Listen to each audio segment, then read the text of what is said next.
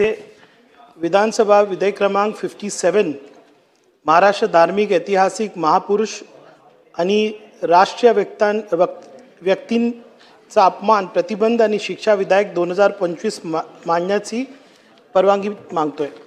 अध्यक्ष महोदय, ये जो विधेयक मैंने लाया है, आप देख रहे होंगे कि पिछले 3-4 साल से जिस तरह से हमारे महापुरुष हो या धार्मिक गुरु हो, जैसे आप देखिए छत्रपति शिवाजी महाराज हो, महात्मा फुले हो, भारत रत्न बाबा साहेब आम्बेडकर हो, ये जितने हमारे महापुरुष हैं, उसके बाद हमारे धार्मिक गुरु हैं। जैसे कि मैं बताऊं, नबी अकरम सल्लल्लाहु अलैहि वसल्लम हमारे प्रॉफिट मोहम्मद के बारे में इस तरह से विधान किए जाते हैं कि पूरे उस शहर का या राज्य का पूरा वातावरण खराब हो जाता है। अध्यक्ष महोदय, एग्जिस्टिंग जो लॉज है वो आज उतनी शिक्षा या उतना भय नहीं देते कि जिसके अंदर लोग घबराए कि इस तरह का हम विवाद पैदा करेंगे तो अगर राज्य का वातावरण खराब होता है तो जो नुकसान उसके बाद होता है उससे लोगों को डरना चाहिए। अध्यक्ष महोदय, मैं इस बिल के माध्यम से चाहता हूं कि ऐसा एक कानून बनाया जाए कि जितने हमारे महापुरुष हो, हमारे धार्मिक गुरु हो या देवी देवता हो, इनके बारे में कोई भी इस तरह से अपशब्द या कोई भी चीज़ सोशल मीडिया पे न डाले। मैं विनंती करता हूं कि इस विधेयक को यहाँ पर मंजूरी भी दी जाए और शासन इसको पाठिंबा दे। प्रस्ताव असा आहे की सन 2025 चे विधानसभा विधेयक क्रमांक 57 महाराष्ट्र धर्मगुरू ऐतिहासिक महापुरुष आणि राष्ट्रीय व्यक्तिमत्वाचा अपमान प्रतिबंध आणि शिक्षा विधेयक 2025 मांडण्यास अनुमती देण्यात यावी।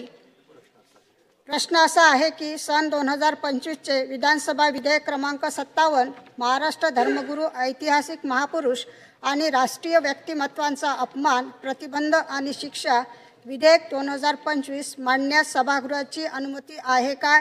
अनुकूल असतील त्यांनी होय म्हणावे, प्रतिकूल असतील त्यांनी नाही म्हणावे। होयचे बहुमत आहे, होयचे बहुमत आहे। प्रस्ताव संमत झाला। एक मताने ताई बोला ना महोदय, मी आपल्या अनुमतीने सन